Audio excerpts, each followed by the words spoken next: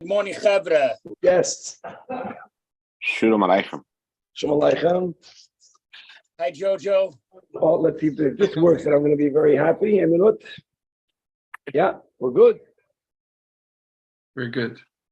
Let me ask you, Daniel, can I shut the whole window, or will all YouTube get shut off? Yes, you're live right now. I can see you. Yeah. One second. Let me see if I shut up this thing. Am I still live? Yes. Okay, that's great. I just have to get the other camera. A minute. Let's do this. Now I'm going to get back to the old system with my phone, which is great.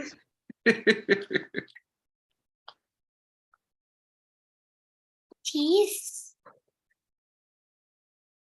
Something is not good. Coming right back. I'm just connecting to the camera. No.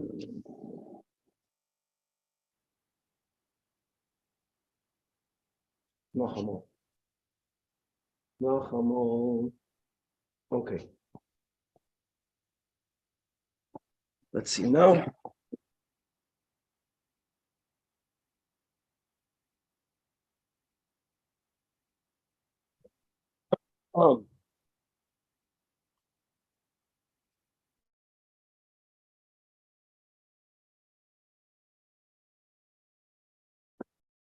Okay.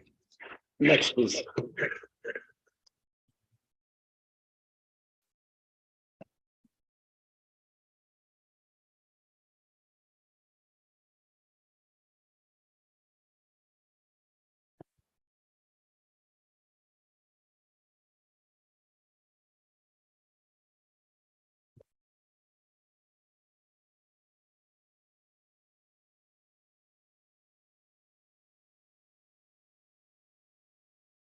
Okay.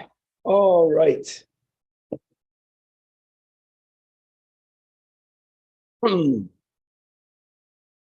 guys, we're going to the fourth chapter of the laws of kings and their wars. Hilchos Malachim and Mulcham Risayim. Maybe if someone can send a link to it. I know Yaron knows it all by heart, but if we get a link, maybe you can follow. Yeah, but it doesn't have Tazriya Mitzayim. Is there should be online, no? I think if you go to the Chabad.org app. I'll send in a minute. Okay.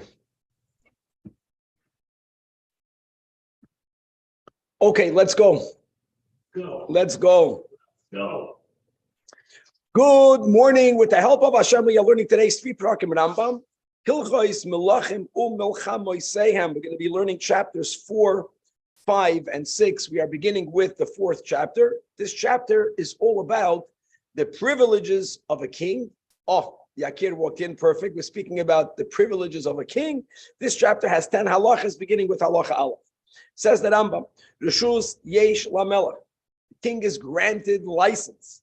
Lite mas al ha'am, to levy taxes on the people. We're speaking about, let's say, a head tax, or we're speaking about income tax.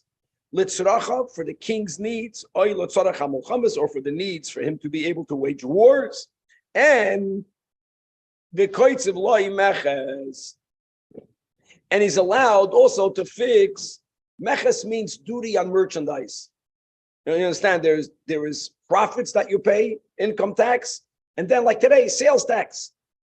Anything you do, you're paying tax. We have no idea how much tax we pay. Mistama, for every dollar we spent, we probably get 2 or 3 cents worth of whatever.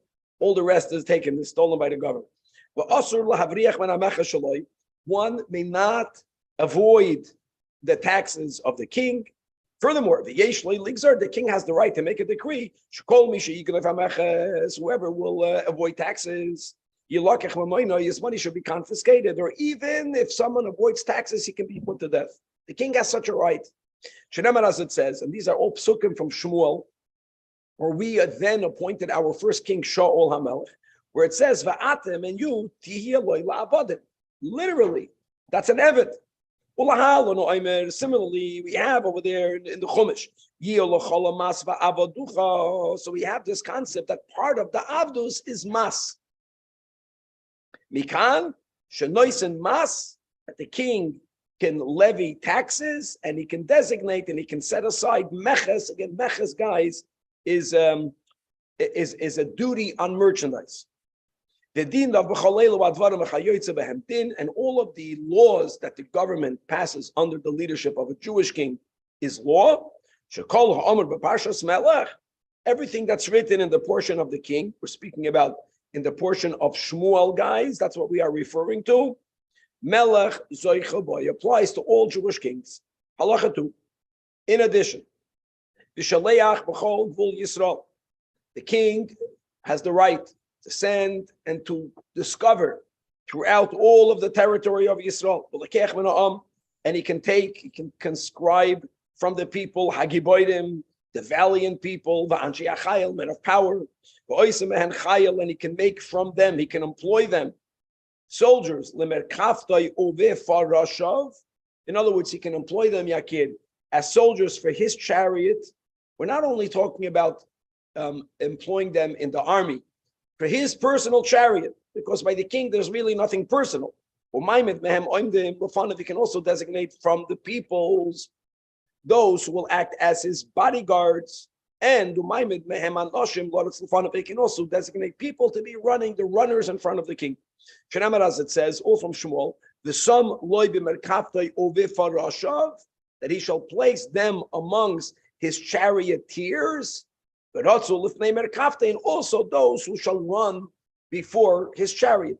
We're all going all the way to the end, mamash at the end. And he can take the choicest of them, that they should serve and stand in front of him. As it says again from Shmuel, that from the choicest of the young, of the youth, and from the strongest of Chamoidim, Yikach, the king takes for us. The Chiddush here is that he's taking it for his own personal. He has that right. Allah Gimel.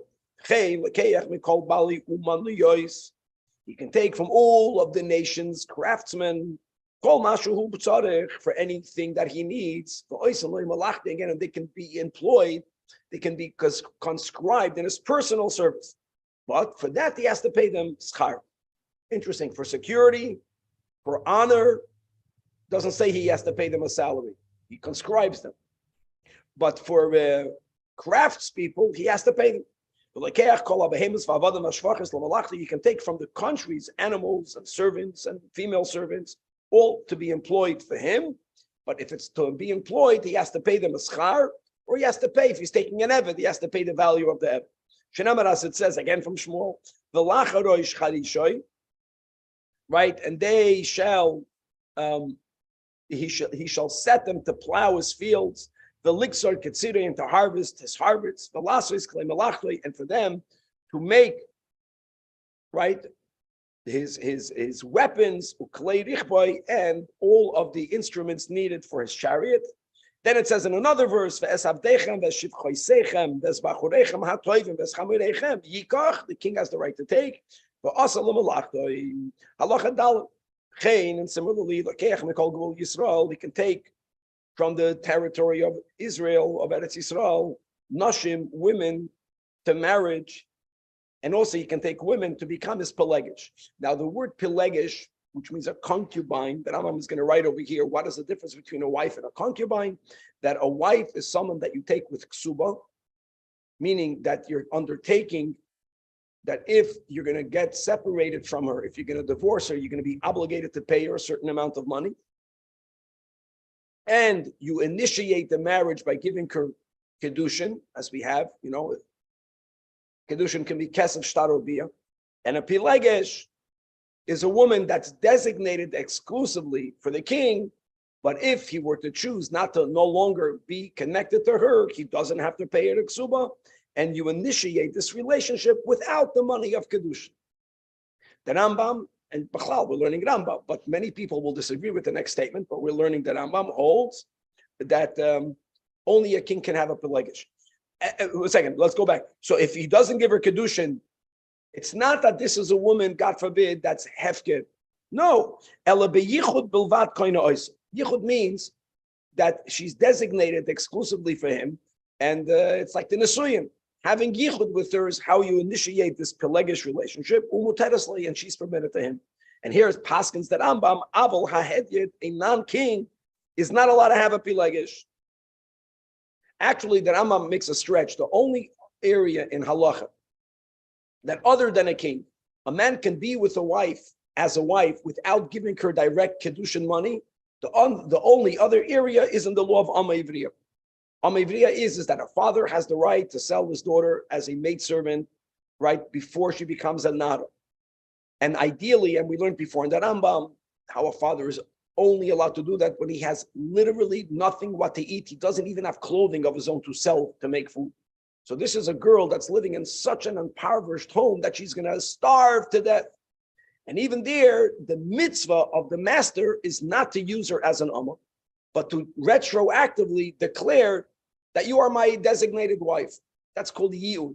And when he does so, he doesn't have to give her or her father money, because the money that was paid for the purchase becomes transformed as kedushin money. So there was a transaction of kedushin, but it was not given at the outset as kedushin. So the Rambam writes, where do you find that a man can have kedushin with a woman without giving actually direct money kedushin? And like we just mentioned, really, he did give money of kedushin, because the man paid the father of the girl. Elama, when he gave her that money, it was as an amma. Later, he's redefining it. That's the closest you get to a pelegish by a comment.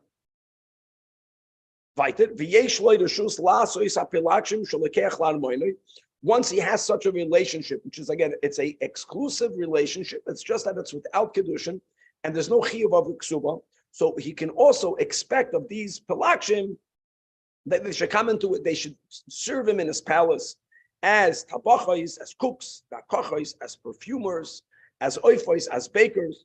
As it says, again from Shmuel, guys, lirakochos means to make perfume, ulatabachos and to cook, ulaoifos and for bakers. Halacha. Everyone will know that she's a pelegish. In other words, the point of pelegish is that it's not znus. It's not a secret. She's a wife. But why? So why call her a wife? No, because he didn't give her kedushin. And if they'll go separate ways, there won't be any financial obligations. Halacha. He also has the right, the king, to force people that are fit to be ministers and to appoint them in different positions. There are those who are fit to be heads of 1,000. There are those who are fit to be heads of 50.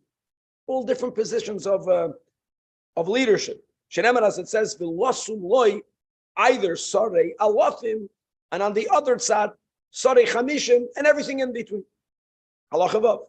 V'lekeach hasodois v'hazesim v'hakramim la'avodah. The king also has the right to take possession of fields and olive fields and vineyards for his servants / soldiers while they are going to war.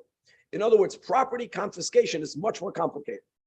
Here, I guess, when you're going to war, then it's not that they're taking ownership of it. They're making use of it. And v'yifshatu al makoim elu.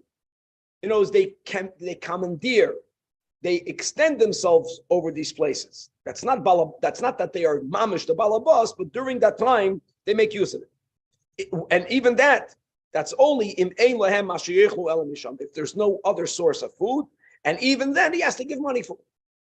So it's very clear if you go into the details, some of the things we mentioned above, we already pointed it out. The king has to pay for, he has to pay for their service. Sometimes the king doesn't have to pay. They take everything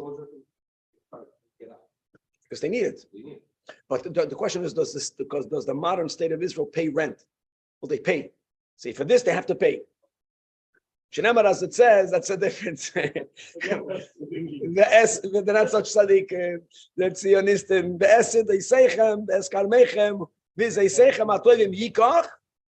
Again, you know, when it says yikach, it sounds from the pasuk, they take it. And they give it to the avodim. The Rambam says they take it, but they pay for it. Halacha zayin. Now comes another din.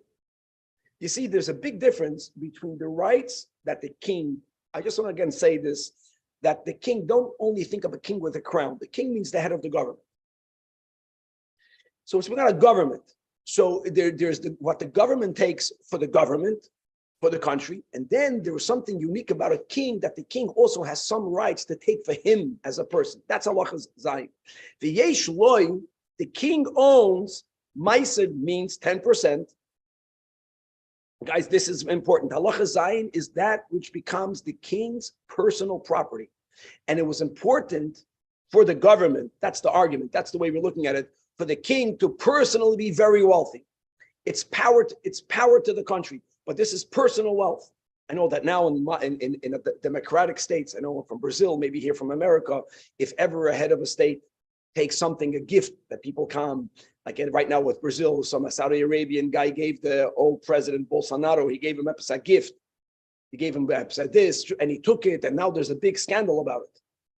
No, I know that gifts now, if I understand, even though they give it, it belongs to the government. That's not the halach of the Torah. By a melech, by Yisrael, it's his.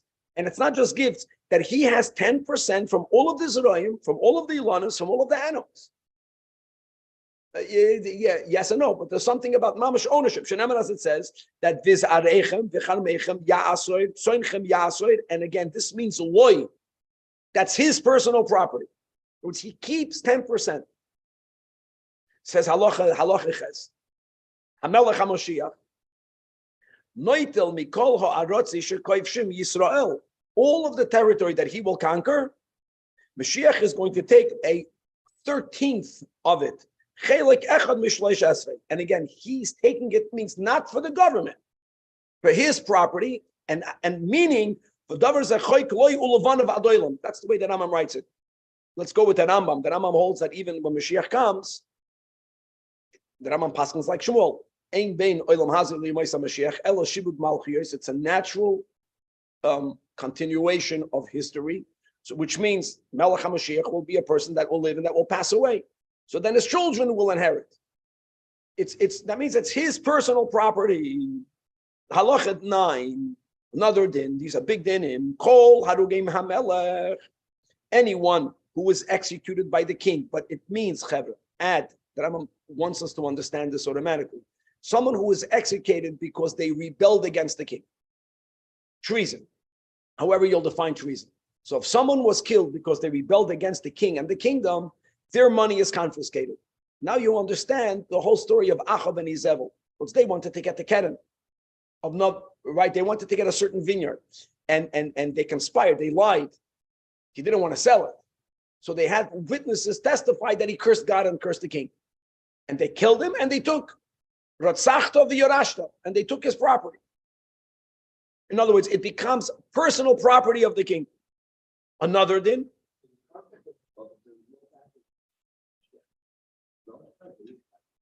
Okay, so we're going to learn at the end of the Rambam Bekitzer, the Rebbe has a Gavaldik approach. There are so many different midrashim depicting Yemoi Samoshiach. First of all, the Rebbe was the one that used the words that there's going to be 2 kufais be Yemoi Samoshiach. The minimum. But the key is that the whole idea of Dira B'Tachtoinim is that in this type of world, the way it is, God wants to have a home. If the world will become miraculous, the way Hasidus explains, then you don't have a Dira B'Tachtoinim. That means that the world, the way it is, never became harmonious with the will of God. There's a new world. No, it's this world. Based on that, part of the world that we know of is a world where there's life and there's death. Now, on the other hand, there'll be a time later, we want to call this the second era of Yemei Mashiach, where things will change. V'haraya, one of the 13 principles of faith that the Rambam codified as a Yusoid in Emunah, is Tchias HaMesim. And there's no greater B'chidush HaOlam than Tchias HaMesim. Parenthetically, maybe the Rebbe suggests that Tchias HaMesim will also be a natural event. Well, it could be that science and technology will develop to a point that will figure out how to do that. No, the less miraculous, the greater it is. It just means that the world, the way we know it, finally can become completely harmonious with the will of God. And yeah, a Mashiach therefore can die. All of the countries that a king conquers, so when you conquer another country, so you have Goyish kings, they also have personal treasure. To whom does that personal treasure go? From king to king. It belonged to the Goyish king because it becomes private property of the king. But Vishar Abiza in all of the other spoils of war, not the personal treasure of the king, the spoils of war. There, the way they bring everything in front of the king takes half. Personal. Umachzes habizon, the other half is divided between the soldiers and the home front. And that's a very important thing, that the home front is just as important for a country to win a war than the soldiers. You understand? It's the people that keep the country going, and therefore they get a chelik.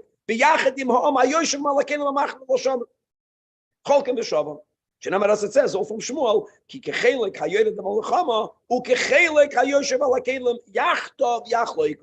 so really, they get a quarter and a quarter, because the king gets half. The treasure of the conquered king, all of it goes to the king. Everything else, king takes half.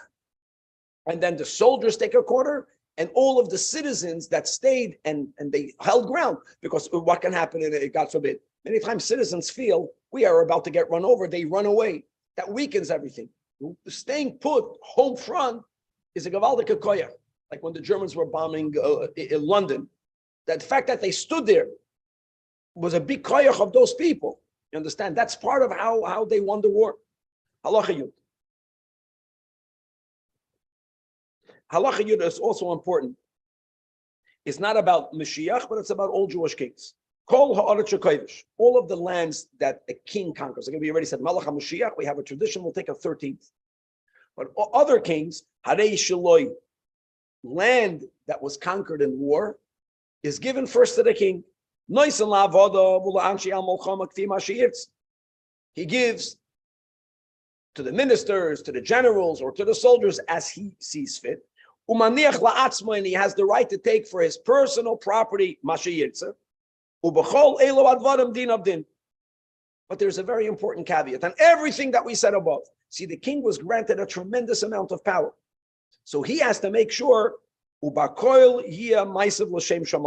should all be for the sake of heaven. Taking away your land for me, but for the sake of heaven, all for the sake of heaven. His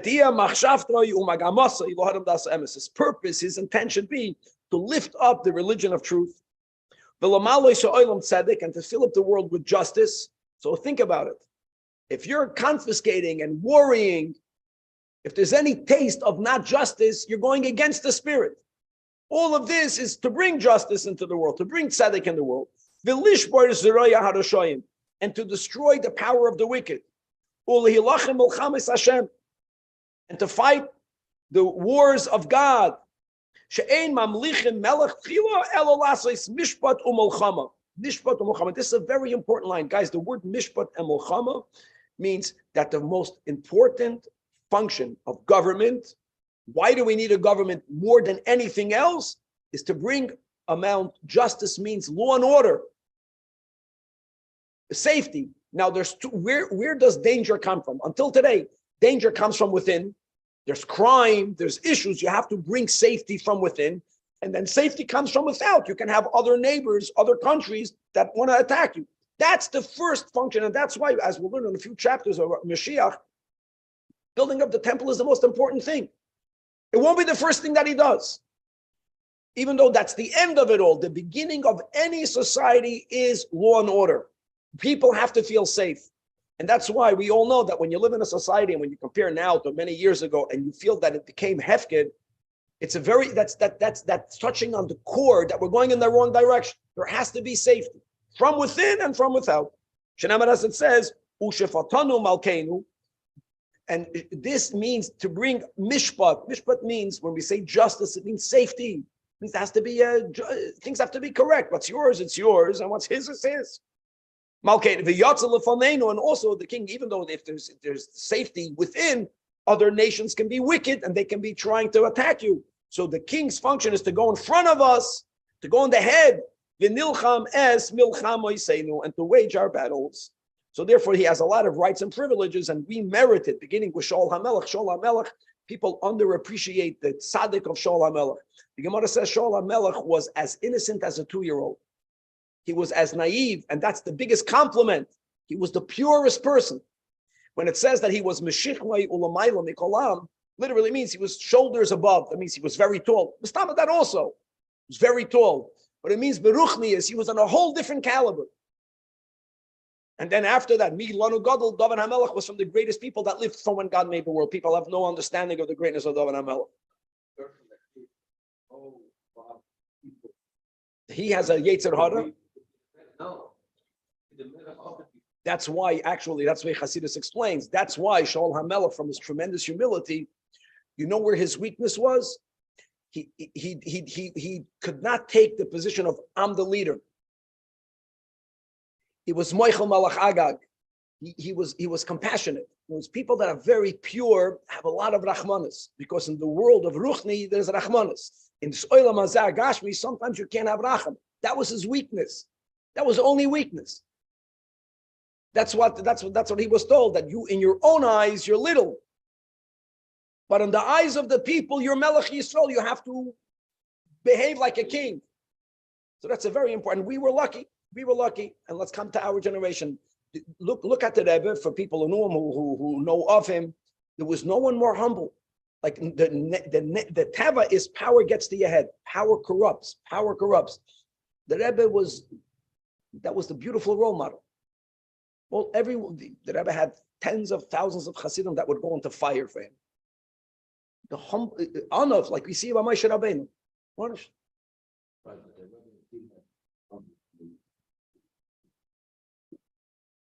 Of course, he was the greatest. He got it right. I'm not going to say, it's not good to say this way, but I'm saying it. Okay, today's second chapter is the fifth chapter. Now we're going to learn about the concept of waging battle, waging war. And there are two types of wars. There's what we call Milchemet Mitzvah. This is very important. And then there's called Milchemes Rishus.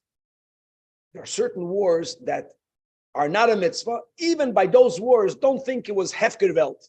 There were many steps that a king or a government had to undergo before engaging in a Milchemes Rishus, as we'll see. So Rishus, but you needed to get permission from the Sanhedrin, from God, from the Urim V'Tumim. Milchemes Mitzvah is something that we were already commanded to do. And as we'll see, there are three types of wars that fall into the category of Milchemes Mitzvah, and that's relevant today. One of the three is any defensive war. It's called the IDF.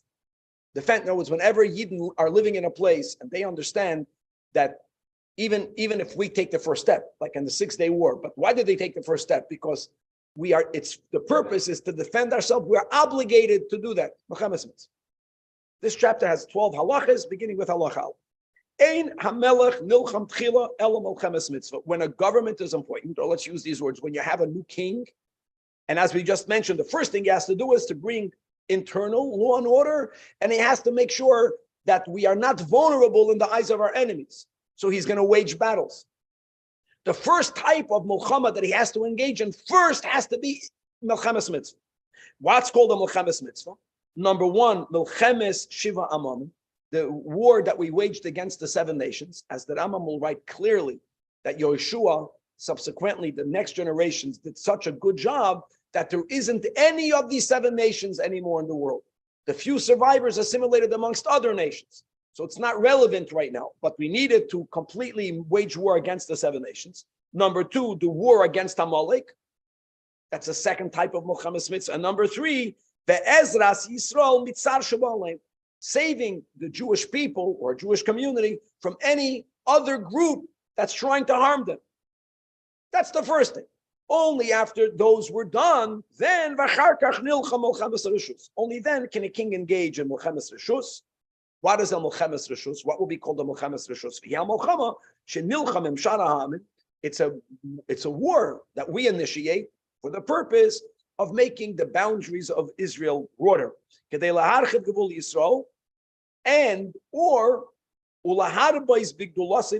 to magnify its greatness, for people to know about the great reputation of Yisrael. And by the way, this also has some sort of protective effect, because the more people see, how great Yisrael is, the more they won't even dream of attacking us. But still, it's called a Milchemes Rishus because the ikar purpose is just laharchiv gevul Yisrael.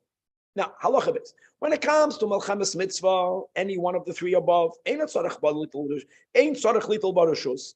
Beis Din, you don't have to get permission from the Beis Din, which is from the Sanhedrin, the great Sanhedrin.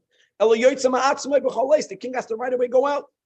And like we learned, the king has one of the privileges of the king is that he can conscribe people to go to the war. The koifa hamlotzes. Aval Melchemes Reshus. When it comes to Melchemes Reshus, Eina Moitzo Amba LLP Beis Shalom Liyachon. First thing you need to do is you have to get the haskama. You have to get the stamp of approval from the Great Sanhedrin. So there is a balance of power here. The only one that's not balanced is God Almighty. If it's a mitzvah, then we have to do what God wants. If it's not direct mitzvah, then the king doesn't have the absolute power. He has to get permission from the Great Sanhedrin. Now, when he goes to war, the king can burst through boundaries of people's properties. In other words, if the king is going from point A to point B, and it's going through private property, the king doesn't have to go around it. And no one can protest against it. And how wide of a path is he limited to a width? No, he's not. Whatever the king thinks is important, he doesn't have to go around the Karmai Shalzeh, Sodeyo Shalzeh, Elohoilech, B'Shava, he goes straight. Now let's go into the three Melchemes mitzvahs. The Rambam said it was the 7 nations, Amalek, and protective wars. Mitzvahs, I say there's a positive commandment, lahachrim. The word lahachrim, how do you say lahachrim? Yaron, to annihilate. That's what it means in the. Not lahachrim, with a resh. It means to annihilate the 7 nations. Now, I want to tell you something, and we're going to see this soon in the next chapter as well, that there's a big machlokes rishonim in what this means. But Rambam's opinion, as we'll see very clear, is that even by the 7 nations, even by Amalek, first they were allowed to flee. In other words, it's not like we surrounded them from all the sides and we annihilated them. We'll see, there's a few steps. At the end, if they did not acquiesce to what we wanted from them, then we came to this mitzvah. Shenamar, as it says, this is in Parsha Shoftim, Hacharein tachrimim, you shall surely annihilate. And once it came to that point, if any member of these nations came to your hand and you did not kill them, as it says, here the Rambam says, no, and what about nowadays? Their memory has completely been obliterated. That means it's not shayach anymore technically to fulfill the mitzvah because it was already fulfilled. Halacha hey, mitzvahs asay. There's another positive commandment, la'abed, to destroy all of the seed of Amalek. Shenamar, as it says in Parshas Kisei, say timcha as zecher Amalek. Now, mitzvahs asay, there's a positive commandment, liskar tamid, to always remember Ma'asav Haroim, their bad behavior, va'ari vasay, and how they ambushed us. Baderech, that was the issue. And you have to understand something. When you own land, when you have a country and people attack you, at least they're attacking you because they want the land. Not that they're right. What did they want from us? We had nothing. It was like pure evil. Stam, to hurt us. Why do we have to remember it? Because it's a mitzvah to arouse our hatred of them. As it says, and from oral tradition, we learned the following. Whenever the Torah writes the word Zachar, like in the 4th commandment, Zachar esirei mashavas l'kadshay. What does it mean to remember? Remember Psachim? That you have to make kiddush. The word Zachar means not a moment of silence. Zachar means bapeh. Of course, it's not just words. To remember, we know remembering is in your brain, but it means by verbally saying. Not forgetting means balance. Now you understand why it says Zachar, like it's not superfluous. Halacha kol haratz yishukei from Yisrael HaMelech al pi.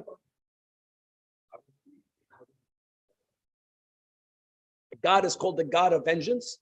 And there are times that God is asking of us that we should be the ones taking his vengeance. And whenever God did not tell us to stay in his place to take his vengeance, then butt out. Let God take his vengeance. But there is a concept of vengeance. Keil nekamis Hashem. And God has to take vengeance from the Germans, and God has to take vengeance from all of the countries that harmed us throughout these. God is that's part of what God does. Halacha vav.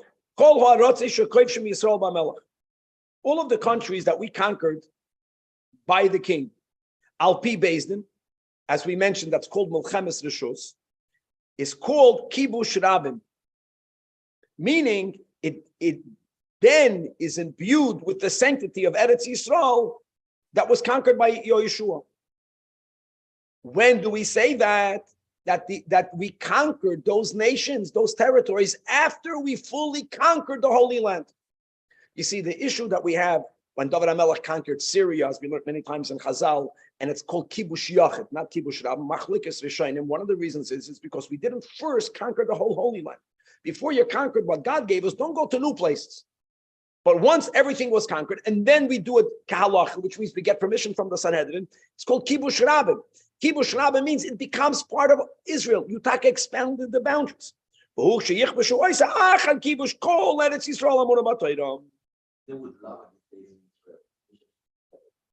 Sure. The judicial reforms, that's what they are afraid, that we're trying to put in the Sanhedrin. Halach is another din. It's amazing how it's in this chapter. One is allowed to settle anywhere in the world. A yid.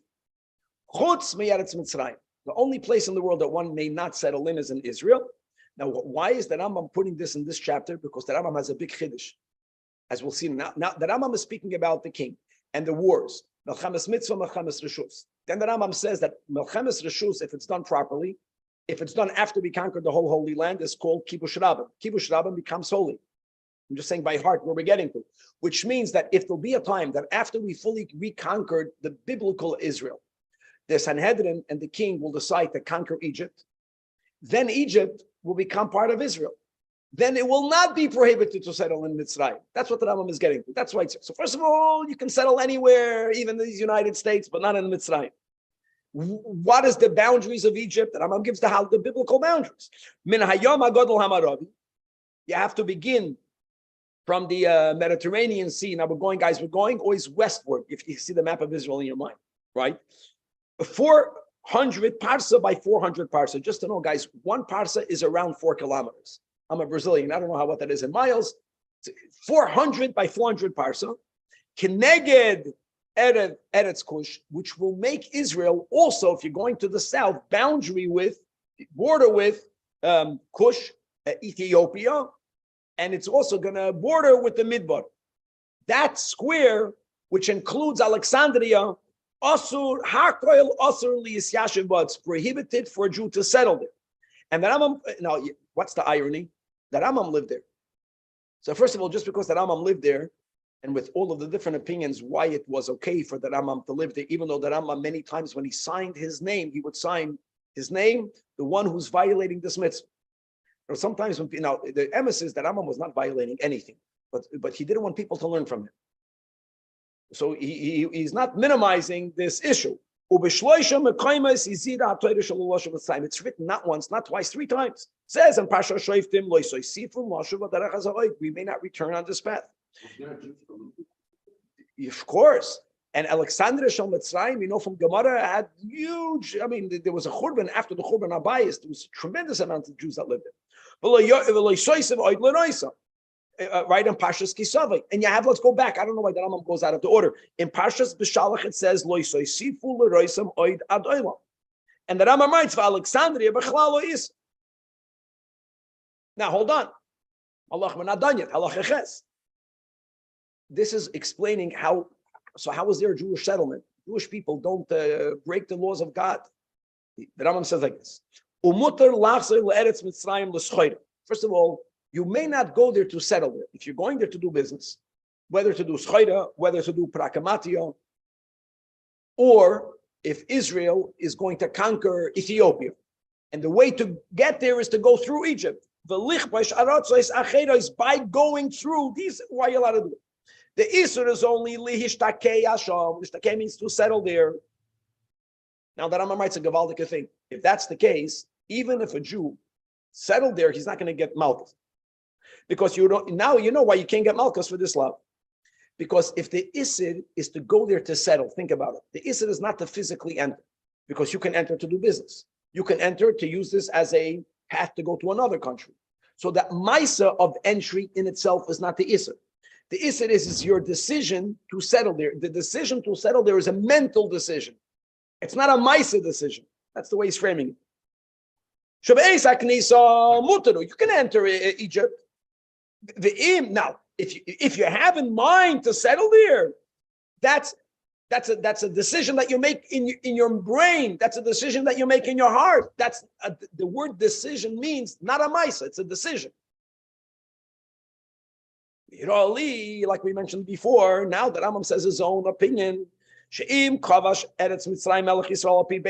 if the land of Egypt will be conquered in the future as a Molchemes Reshus, properly, Kibush Rabim, through a Beis Din, then it will be permitted to settle it.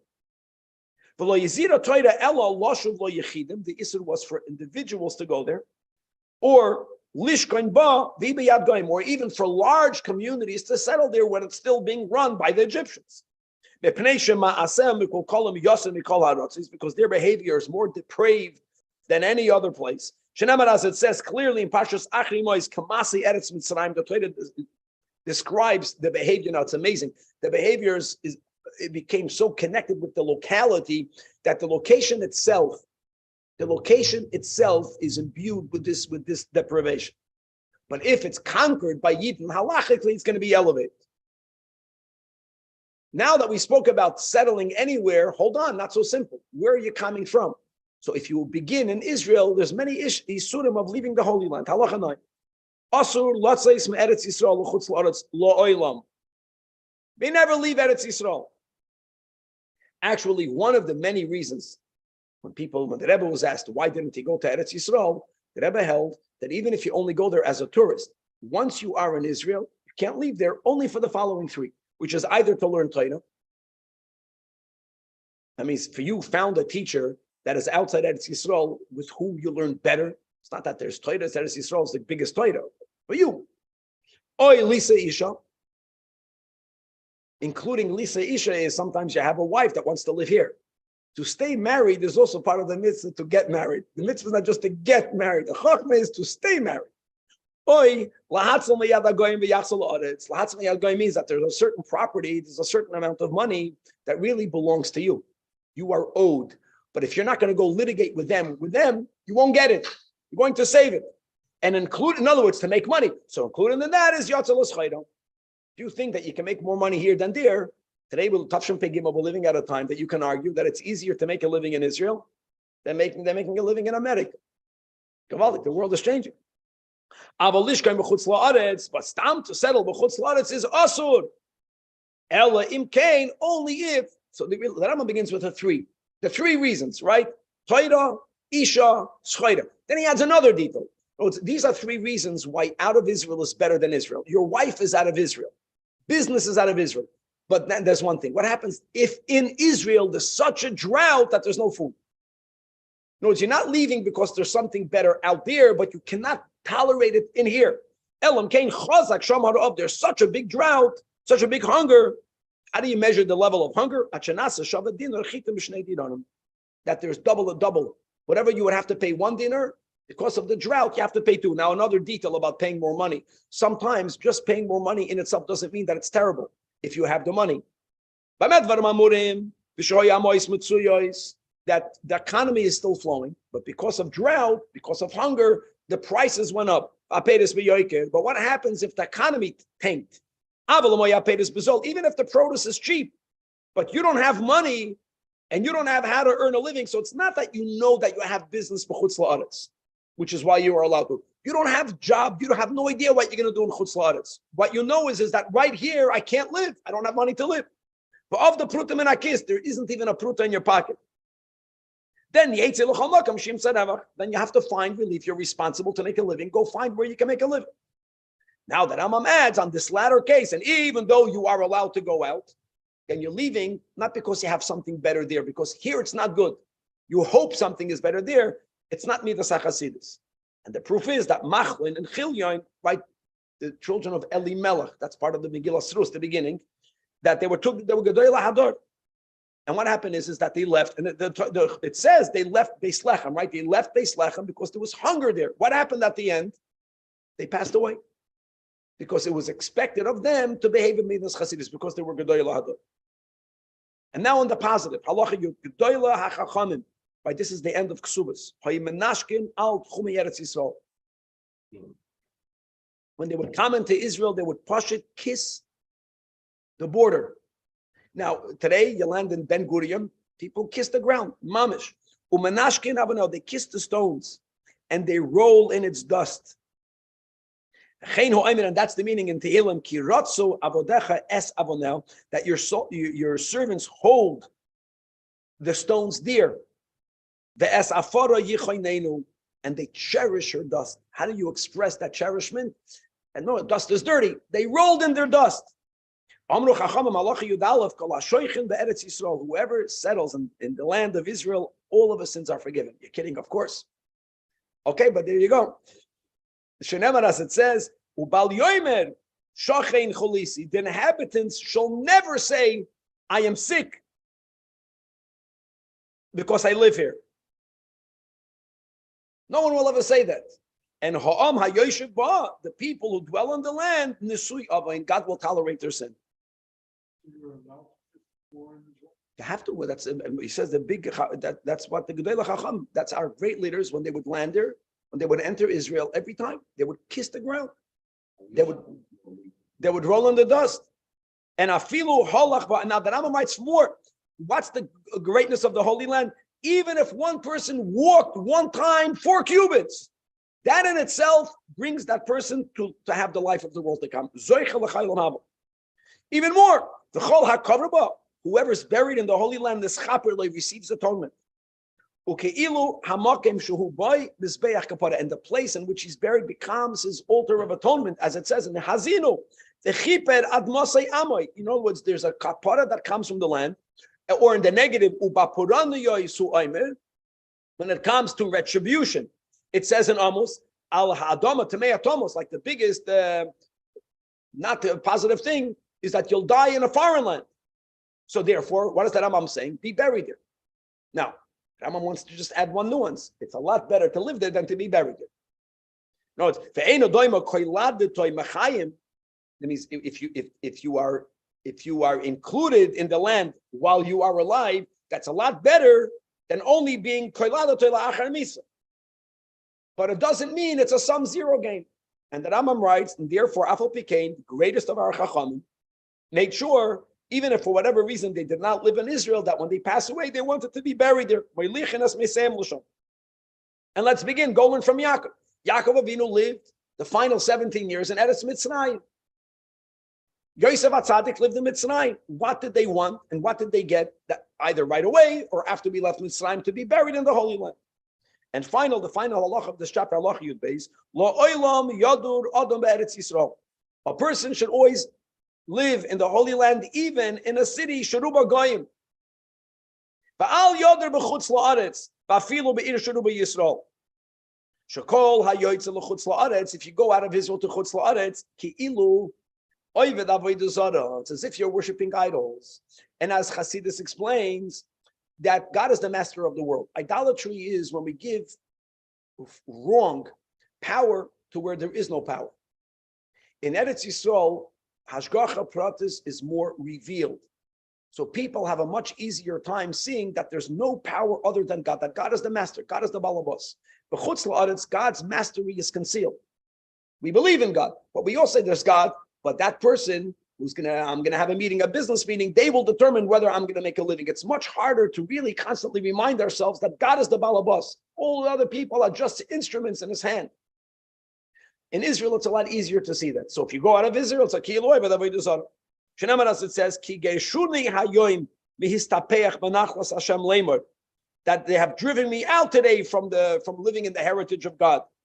And when I was driven out, what does that bring the person to say? Go and serve Elohim Achedim. Or by retribution, it says, Vel admas Yisrael lo yovoyu. Now, Kshem she'asu lotza yisma aretz l'chutz la'aretz. The Rambam concludes this chapter by saying the following: just like one who's in Israel may not leave Israel, kach asu lotza mi Bavel l'shar ha'arotzos. If you already live in Bavel, Bavel was the headquarters of Torah scholarship.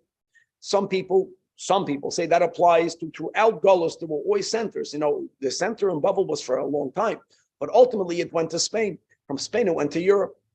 Today you can say it's in the America. If you are living in a place that's considered the center of Torah, There is a concept of staying there. And that's the meaning of the pasuk in Mayo, that Bavelo Yuvau, God says, I will bring you to Babu, Shama you, and stay over there. This is a whole different thing. Then, guys, Mashiach is coming, and we'll see how all this will play out. Okay, well, today's third chapter, which is the sixth chapter of the laws of Melachim Milchamoiseyim, is so important. Even though we began in the last chapter about the Milchemes Mitzvah, beginning with the war against the seven nations, beginning with the war against Amalek, the Rambam is unique in the way we engaged even those nations in battle. And there are certain steps that have to happen prior to engaging in battle. This chapter has 15 halachas, fascinating. Halacha al. Ein oisim milchama im adam ba'olam. Jews may never wage war against any person until they first offer peace. Now, in America, when you say the word offering peace, we'll see what this peace means. But you know what it will mean? That person has a way not to get killed. It's not a peace where we'll be buddies. It's a peace in which they will be subservient to us, but not to kill them. And that's not only by Milchemes Reshus, that's Shitas Rambam. That's even by Milchemes Mitzvah, which is huge.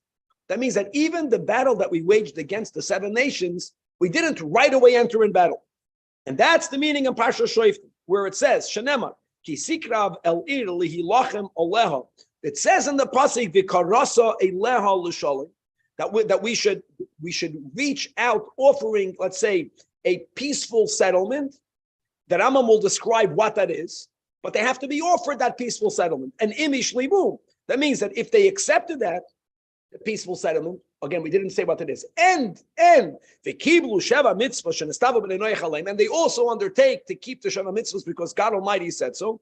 Ein horgin mehen neshama, no one may be killed from them, even by the seven nations. That's a big chiddush. It says in the Torah, Lo yisachaya kol neshama, at the point where they did not accept this. V'harei hein lamas. Rather, the word mas means here subjugated. Rather, don't kill them, they'll be subjugated. Subjugation is part of the peaceful solution, as we'll see in a moment. Shenemar, as it says, now, there's two dinim here. There's the subjugation and there's paying taxes. These are two separate things that Rambam will explain. And they have to accept both. That kiblu aleim hamas, they agreed to pay mas. They're going to pay certain types of taxes. But they did not accept also to be subjugated, as we'll explain. Or kiblu ha'avdos kiblu hamas, that's not enough. We don't compromise in our peaceful solution. Ein sheimin lahem. They have to accept both. And here we go. Avdus means sheyikablu hi, sheyu nivzim ushvalim lamata. That there is a hierarchy in a society that they have to accept to be on the lower rung of the society. Meaning, v'lo yorimu roish b'Yisrael, elo yu kevushin tachas yodam. Where does it express itself? That v'lo yismanu al Yisrael l'shum davar ba'olam. No one of that nation may ever be appointed in any type of position of leadership. And when we're speaking about position of leadership, it means, the Gemara says that when you have a couple of fields, there's a valley and there's 5 fields. Who's in charge of making sure that the water distribution is done properly? That's also called leadership. That's the meaning. They're never given any position of leadership. That's Avdus. Mas, sheyakablu, sheyu muchanim la'avodas hamelech, both begufam ememoinam.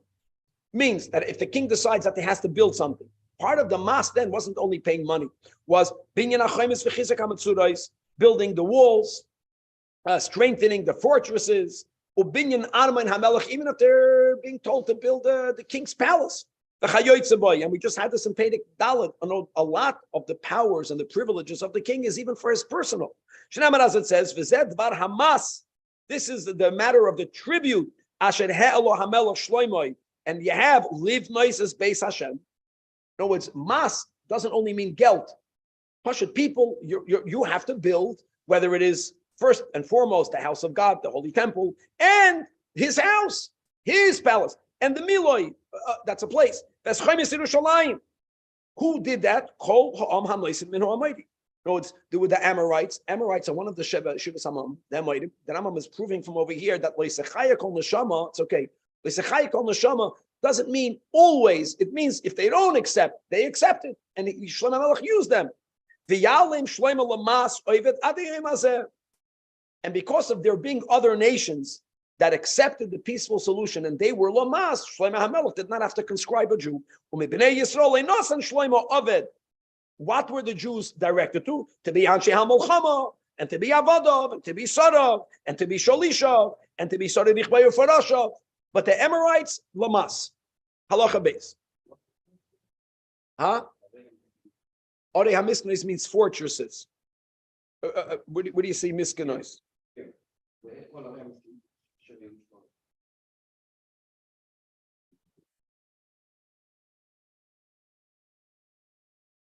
I don't see that here. Okay, halacha base. Another thing. Part of the mas, the king can tell these peoples that he's going to take half of the money. Or he's going to take their land and he'll leave them their metaltalin. Or he's going to take their metaltalin and take their land. Now, if they accept this peaceful solution and they make an agreement, that Rambam writes, "Va'asur l'shaker bevrisam." Now, by the way, the word bris, which means you make a covenant, the covenant was never allowed to be made with the 7 nations. The Rambam holds that they could have agreed, like the Emoidim, to become Lamas, to become Avadim. They fine, but a bris, that's to all other nations. Ulachazeiv lohem, and to be untruthful. After they also accepted the Sheva Mitzvahs, because there's the first accepting the peace proposal, then they have to accept the Sheva Mitzvahs. Once that happens, we may never break our agreement. Halacha dal. If they did not agree to our settlement, or even if they agreed to the first one, which is both Avdus and Mas, but they did not accept to keep the Sheva Mitzvahs, then oisin iman mulchama.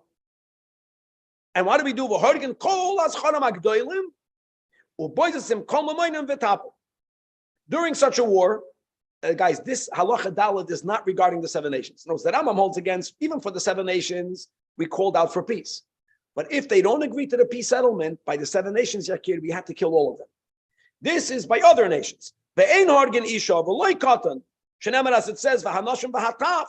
And the word taf doesn't only mean female, it means even the males that are under bar mitzvah. But that we only kill the adult males, the melchemes reshus, which is shehi im she'arhu umayis avol shivas amam va'amalek. Here's a very key word. Shaloi hishlimu. What is the Rambam saying clearly? That if they, even Amalek, if they accept the peace settlement, we don't kill them. That's Shitas Rambam. Very important. If Shaloi hishlimu, then that will be the difference. Shenamar, as it says, Kain Tasa l'chala adam, rak ma'arei ha'amim, by them lo'isechai kol neshama. Not even the nashim, not even the taf. And likewise, it says by Amalek, timcha zecher Amalek. So it's very important. This, I mean, just to review it, that the Rambam holds that even though the Torah writes so many times, we read in Bashalach, we write in the Kiseitze, Zachar, Letishkach, it's only if they were not accepting our peaceful solution. If they would have accepted it, then we're not allowed to kill them. And that goes to all the other nations. Elamah, by the other nations, if they don't accept it, we may not annihilate them. We only kill the adult males. And by the Shiva Samamin and by Amalek, if it comes to that point, then you have to completely destroy them. Because the Rambam is standing by himself, no, maybe the Torah says, the Torah says, Timcha Zechen Amalek. Answers the Rambam, I'll tell you how I know this. Because since it says, there was no city that accepted the Shalom. Clearly,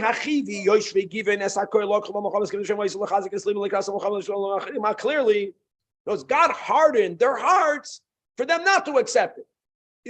That's clear, Michlal, that if that we sent them, we gave them this peaceful, what we call the peaceful solution, and they did not accept it. And if they would have accepted it, we would not be allowed to wage war against them at all.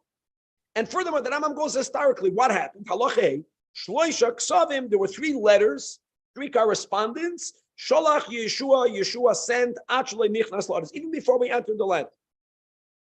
And this is beautiful. The first one is even more. They don't have to accept the peace. Yeshua told them, you run away. Number 2 is, you don't want to run away, then you have to be Abdus, like we said, Mas, guys, and then Sheva Mitzvahs B'nai Noyah. That's called Lahashlim. Yashlim. And then the ones that they didn't accept, right? God hardened their hearts. Chazar v'shalach, which is the simon of a powerful nation, is you don't have to trick them. You don't have to get the surprise element. You notify them, I'm coming to attack you. When you're very powerful, you have the koyach to do that. V'shalach mi sheroitza lasis milchama, you want to wage war, la'yasa gesundheit. Now again, the Rambam, many argue with the Rambam, but the Rambam has another kasha on his shita, and that is, why did the Givonites have to trick us, right? Like dressing up, like they came from another country. Why? And they were made into the Chaytfei Eitzim and the Shayv Meim. They were also made into, they didn't need to do, they didn't need to trick us. They didn't know that this is our law, because Goyim don't have that. When they wage battle, they don't give people an opportunity. So they didn't know that. Why did they have to deceive us? Because when they were sent, not they themselves, Yeshua sent it to all of the nations of what was then Canaan, and none of them accepted to our peace settlement, and they did not know Mishpat Yisrael. What they thought is that this is a trick, we're not going to really honor it. So now there comes another kasha. If that's the case, anyways, when they converted, what did they do? They were designated to be, like we said, in the lowest rung of the society. So why was it so difficult for the leaders? And they were angry with the Gibeonites. And you see this clearly from Yeshua, that we were told from God that since we took an oath, we have to honor it. And if not, like, what was wrong over here?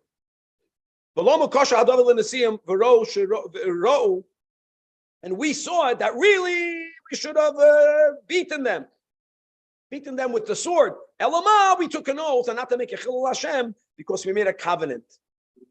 And the covenant was not allowed to ever to be made with a Sheva moment. So that's very important. Now, what does that mean? Technically, the Rambam is not writing over here, but there's a difference between making a shalom and taka being bound by the agreement. But then there's something called the bris. A bris we can never make with them. Elo hoyodinam, that they would be lamas avodim, and hoyulu betos nishbulahem. We made an oath of a covenant based on their tricking us that they are not from the Shivas Hamamim.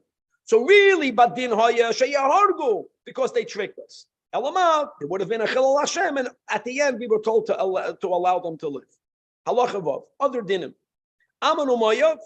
Now we see that it's amazing. Yes, Amanu moyav, another din. It's going to come out over here that Ammon and Moav are worse than the 7 nations. They're worse than Amalek. That's the nation that we can never make this peace proposal. That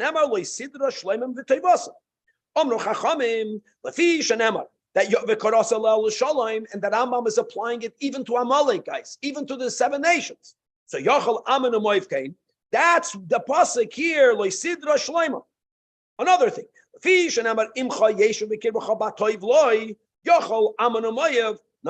Talmud Leimer v'toy vasam, their welfare.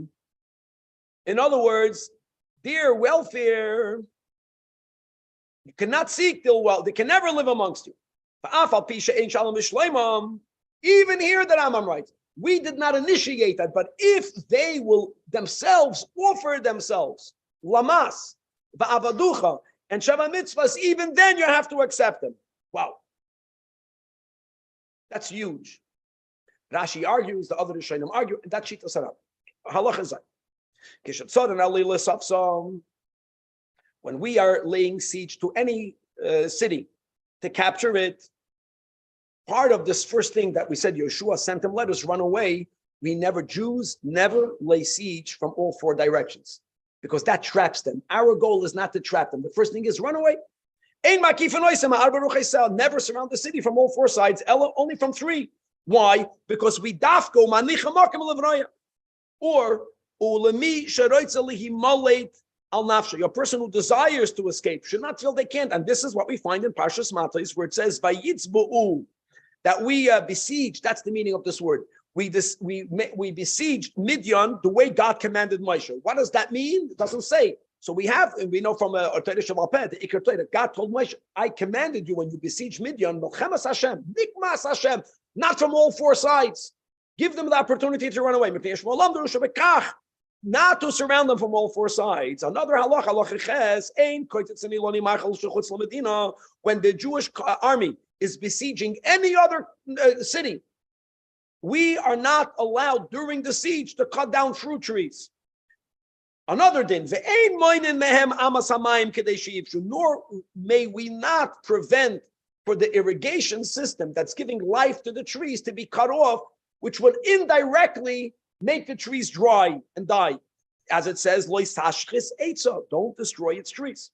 And furthermore, if you did that, chayv malchus. Is that only when you're making siege? No, the Rambam says that's b'chalal, even when you're making siege. The din is that if you cut down a ilan machal, a fruit tree, but here's the key word, guys. Here's the key word: derech hashchasa, with a destructive intent. Like you think about it, we're living in a city. What was here before the city? It was in the nature. What? There were no trees. Or when you're building a house, sometimes there'll be a fruit tree. I'm not saying that you should do it. I'll speak in a moment that a Hasidus, the Isur Midoiraisa is to destroy a tree in a destructive intent. There is no other purpose other than I'm stam. That is what you're not allowed to do. Yechayiv Malchus. Avol, but he gives if it's not for a destructive intent, you could, for example, Avol koitzitz enoisa, you can cut down a fruit tree. If this tree is hurting other trees, or if it's destroying other fields, or gives a great example. Let's say the wood of this tree, Yakir, is very valuable. You're doing it because it's there's money here. You're allowed to do that. You cut it. Only if it's purely a destructive act. Halacha 9. That is all fruit trees. All non-fruit bearing trees. Mutar lakuts oisa. You are allowed to cut it, even if you don't need it. The Rambam is not saying you could. This Isur doesn't apply to it. If you have a fruit tree, shehiskin, the Rambam, there's a reason, didn't put it in halacha ches. This is in this halacha. It's not destroying anything, but it's so old. Meaning, it's only producing a little. Like us, when we get old, we produce much less. It's not worth it for you to invest the money.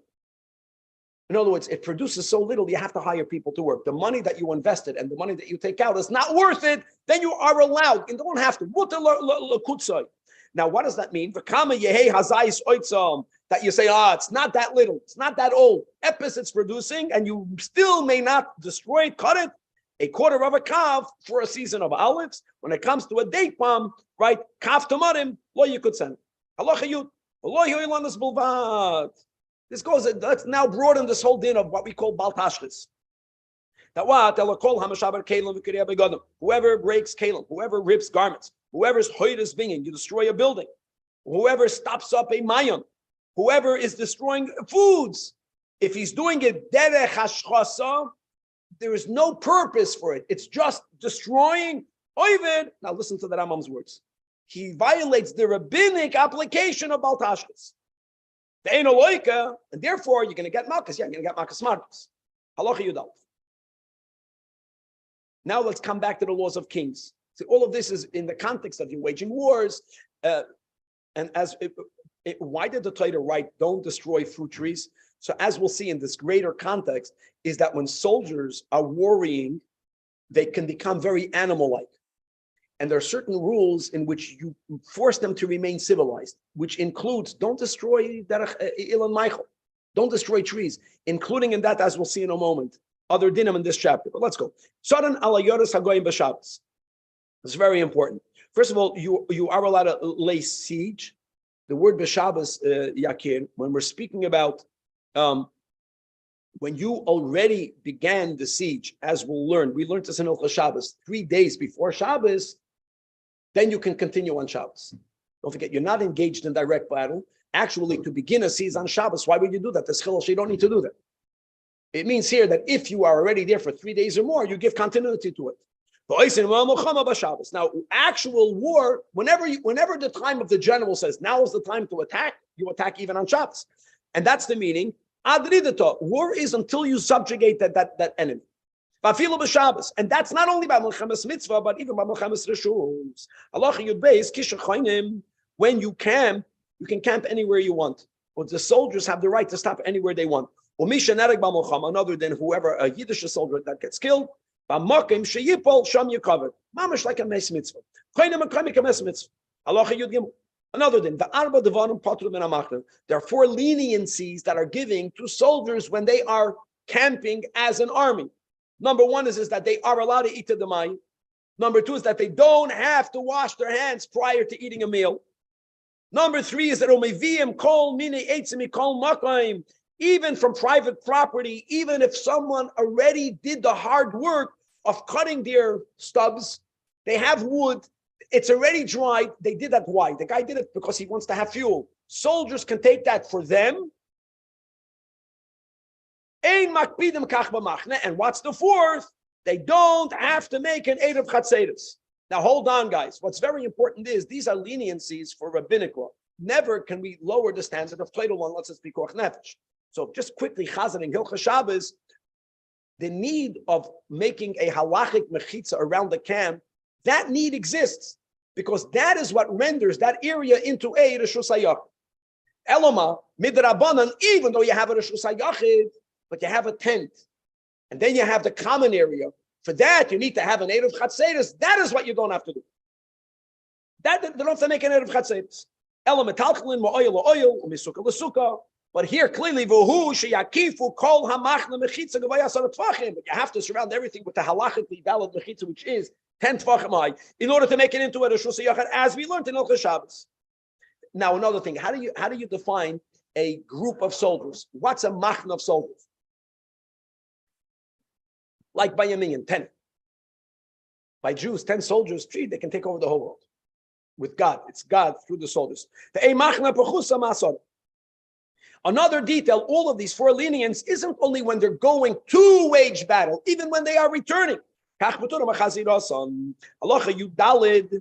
But also another day, and again, this is all about you can't destroy trees. Now we're going to go again about behaviors that keep us more civilized.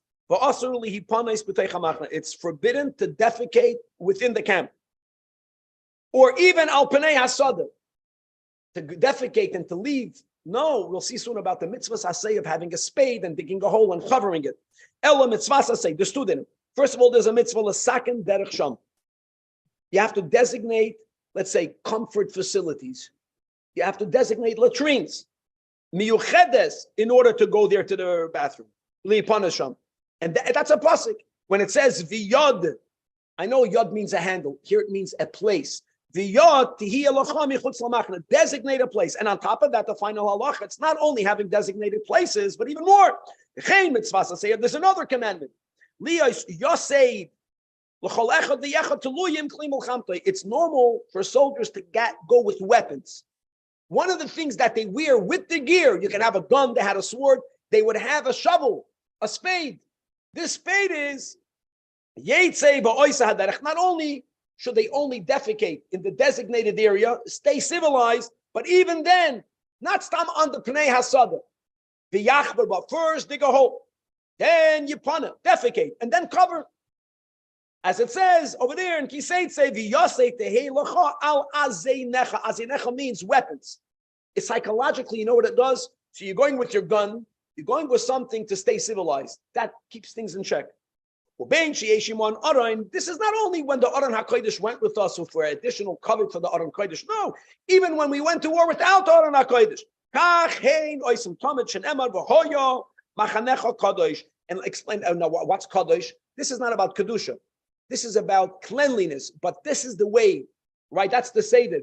Pinchas Ben Yod, if people lose Nikius, they'll never reach Kedusha. When you have a civilization where there's a certain emphasis on Seder and on cleanliness, this leads to that, and that will allow us to become holier people. To be continued. Help. Here it needs a plate.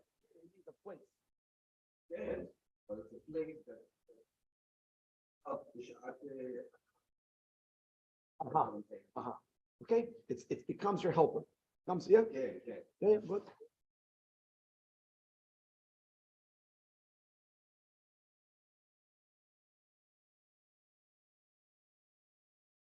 What? No. Oh.